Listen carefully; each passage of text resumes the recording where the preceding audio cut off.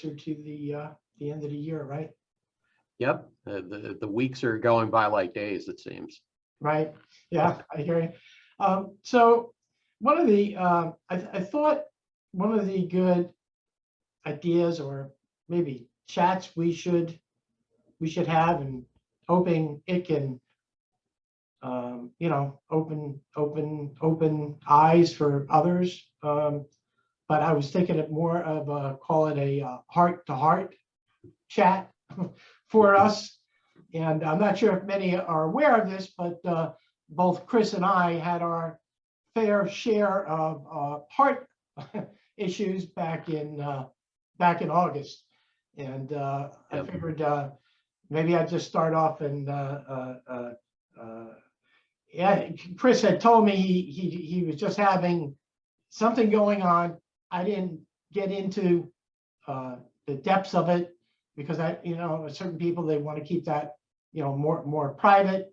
But we figured we'd open this up and chat, and hopefully we can help others with our chat. So maybe Chris, if you could start us off and Sure. tell us, Yeah, I'd have to say that the one thing I was grateful for was was for my doctors and keeping on schedule. I think with the pandemic, it was really difficult to keep schedules on things. Things really got thrown in a turmoil, and fortunately, with my doctor's office, they were still keeping on schedule with everything. Even though you had appointments, they were still seeing people, and they would contact you about confirming an appointment or making sure to set something up. And it really kind of started for me this past spring. I went in for a follow-up appointment with my doctor and everything, and the one thing that he noticed is he said, your blood pressure is really high. He said, you've had some borderline blood pressure before, but this is really too high to ignore, and I'd like to put you on some medication. So and come back in 2 weeks. So I did that thinking, okay, well, I guess this is the type of stuff that happens as you get older. Every year we get a year older and we experience these things. Or when I came back 2 weeks later, I said, well, how does everything look? And he said, actually, your blood pressure is even higher than it was when you came here 2 weeks ago. Oh, damn. So I said, well, that doesn't sound really good. I guess I better make an appointment with my cardiologist. Right. And he came in, changed my medication, which helped to bring it down. But he said, well, what we'll do is we'll sign you up for some tests and everything. But we're backed up. They're backlogged a little bit because of the pandemic. So they'll kind of tell you the schedule that you could go on that. So it really took me almost like 2 months until I could get the schedules in. And I had a stress test and an echocardiogram done, and they gave me a call and said, your stress test came back as abnormal. So I said, well, what do we do next? And they said, well, we'll have you go in for another test where we'll you'll go into our cath lab, and we'll get up into your heart and shoot dye in there and really see what's going on. That's how we get a closer look, and we'll see what's happening. And I went to have that done. So that was probably at the end of July, and they told me that I had a couple of blockages, but one of them really couldn't be fixed with a stent. So they told me you're going to have surgery done to address it.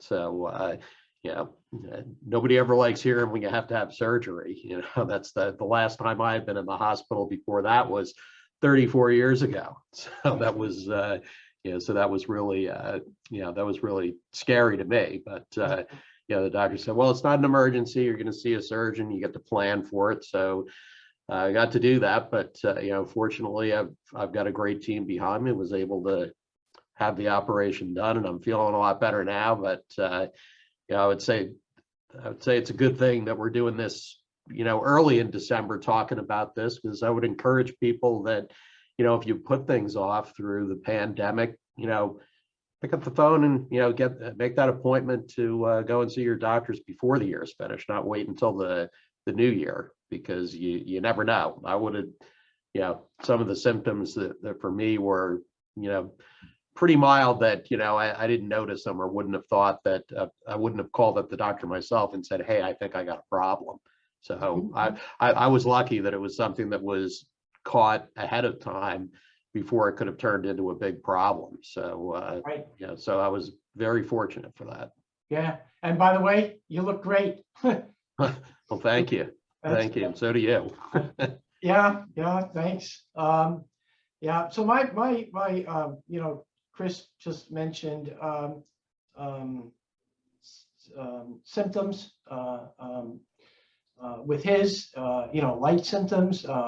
Mine kind of happened. I had zero symptoms.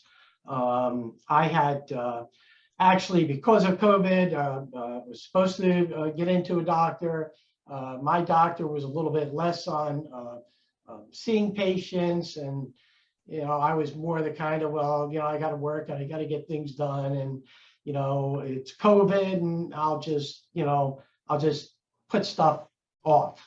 Putting stuff off was about 2 years, but I told my wife, my event, my stroke, I call it my event, I don't call it my stroke. It just, all of a sudden, it just hit. My wife and I were talking. She, all of a sudden, she asked me a question, and I was kind of not giving her any answers. And she said to me, well, that's typical for you. When I ask you a question, you don't answer me anyway. And I'm thinking, well, okay, well, I'm trying to speak, but nothing was really coming out. I mean, I felt fine. I really wasn't sure what was going on. And the end result is it was a minor stroke. I had gotten a blood clot. Blood clot went to the brain. My wife kind of recognized it right away, because we had something 6 months ago with my father-in-law where he had I think they call it a TIA, Chris, or something like something to that effect. Yeah, so they called the police, got the first aid over there, and off to the hospital I went, and it was 8 days in the hospital, trying to figure out, okay, what caused the blood clot. And after 64 years of indulgence, it was I had many blockages in my heart, and they had to get those blockages cleared. They were able to do mine with stents, and that was done. The first few were done while I was in the hospital. I had to go back for a second. Probably about a month later, they cleared those, and the cardiologist said, "Hey, I pretty much rebuilt your heart, so you should be good for quite a while." But I guess the scariest thing is there were no symptoms, none whatsoever. I didn't feel bad. I didn't feel anything. I felt normal. So,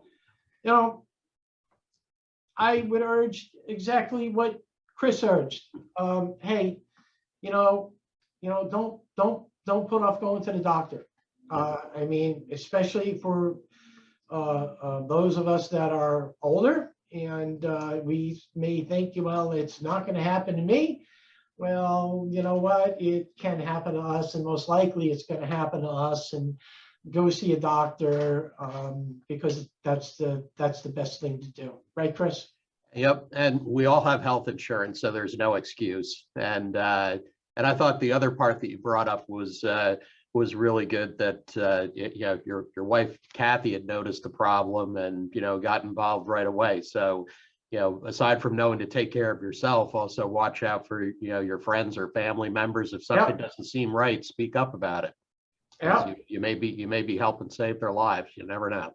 Yeah, absolutely. I agree. And so I didn't want to stay on too long. It's Friday. We of course we want to get home for the weekend. But just before we go, business has been good for you? Yeah, it's been real busy for Good. the for the last half of this year. So and it looks like that'll still continue through when the new year gets underway. December is always a little bit of a slower period and goes for a pause, especially when it gets close to the holidays. But usually after that, January until until into June is usually a very consistently busy time. Good. And toner's still flying out the door, right? It is. Some of the supply chain issues from the OEMs, we've been helping people fill in the gap. So, there have been some brands or models that we can barely get it in fast enough. That's leaving as soon as it comes here. So, Right. I can't complain about that. Yep. I hear you. I hear you. So we're going to end this chat. I want to thank everybody for tuning in. Of course, I want to thank Chris for tuning in. And my pleasure. Yeah, and I'd like to say, Chris, we are going to get back on about the third week of February, and we are going to talk about baseball because I think we're going to have a lot to talk about this season.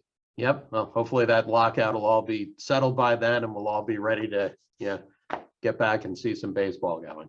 I hope so, Chris. Hey, Chris, you and your family have a great holiday coming up. If I don't speak to you, and I want to thank you very much for all the support over the years. You're welcome. Same to you. Have a Merry Christmas. All right. Adios. All right. Thank you. Bye.